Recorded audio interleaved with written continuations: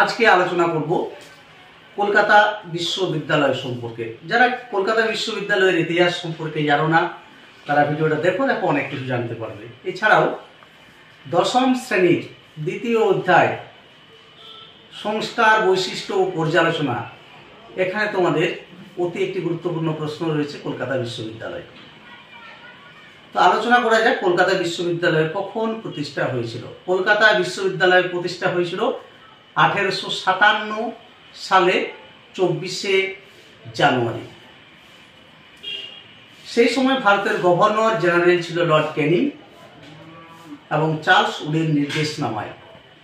তাহলে আমরা সেইভাবে আলোচনা করব যে 1857 খ্রিস্টাব্দে 24শে জানুয়ারি চার্লস উডের নির্দেশনামায় লর্ড ক্যানিং এর আমলে ভারতে কলকাতা বিশ্ববিদ্যালয় প্রতিষ্ঠা হয়। কলকাতাতে কলকাতা বিশ্ববিদ্যালয়টা লন্ডন বিশ্ববিদ্যালয়ের কপি পেস্ট, লন্ডন বিশ্ববিদ্যালয়ের আদলে তৈরি করা হয়েছে।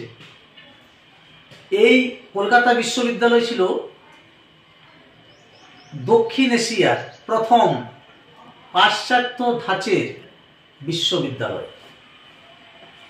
এবারে ধরো তোমরা পয়েন্ট দিলে যে উদ্দেশ্য কি।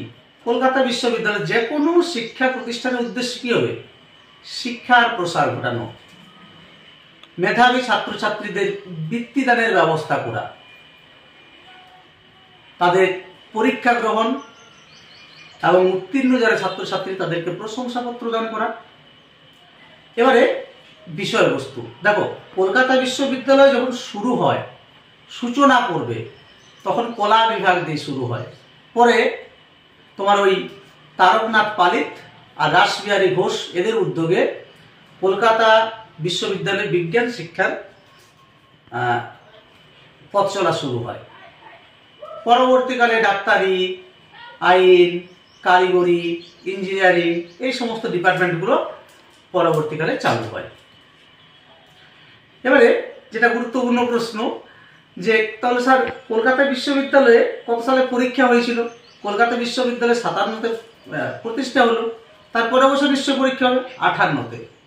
তো কারা কারা পাস করে বেরোলো? কলকাতা বিশ্ববিদ্যালয়ের প্রথম গ্রাজুয়েট মানে প্রথম স্নাতক ছেলে হচ্ছে বঙ্কিমচন্দ্র চট্টোপাধ্যায় আর যদুনাথ বসু। মেয়ে কে না, মেয়ে হচ্ছে কাদম্বিনী গাঙ্গুলি আর চন্দ্রমুখী বসু। এবারে কলকাতা বিশ্ববিদ্যালয়ে কারা কারা অধ্যাপনা করত, মানে কারা কারা কোন কোন পণ্ডিতরা এসেছিল কলকাতা বিশ্ববিদ্যালয়ে পড়াশোনা শেখানোর জন্য। দেখো, ডক্টর সর্বপল্লী রাধাকৃষ্ণন যে রমন এফেক্ট তৈরি করেছিল, চন্দ্রশেখর ভেঙ্কটরামন, এছাড়া জাপান থেকে এসেছিল কিমুরা আর সিংহল থেকে এসেছিল সিদ্ধান্ত। এবার তোমরা যদি বলো যে ছাত্রছাত্রী কারা, কৃতি ছাত্র, ভারতবর্ষের যে সমস্ত মহান মনীষী রয়েছে তার অধিকাংশ বেশিরভাগটাই কলকাতা বিশ্ববিদ্যালয়ের ছাত্র ছিল। যেমন তোমার সিভি রমন নিজে, সর্বপল্লী রাধাকৃষ্ণন, তারপর হচ্ছে তোমার প্রফুল্লচন্দ্র রায়, তারপর হচ্ছে তোমার জগদীশচন্দ্র বসু, মেঘনাথ সাহা, স্বামীজি, নেতাজি, হ্যাঁ এই সমস্ত, ডক্টর রমেশচন্দ্র মজুমদার, তারপর তোমার হচ্ছে তোমার সত্যেন্দ্রনাথ বসু, এই সমস্ত মহাপুরুষরাও কিন্তু কলকাতা বিশ্ববিদ্যালয় থেকে পড়াশোনা করেছিল। তাহলে এর মাধ্যমে কি হতে পারে? একটা শিক্ষাক্ষেত্রে বৈপ্লবিক পরিবর্তন নিয়ে এসেছিল কে না, কলকাতা বিশ্ববিদ্যালয়।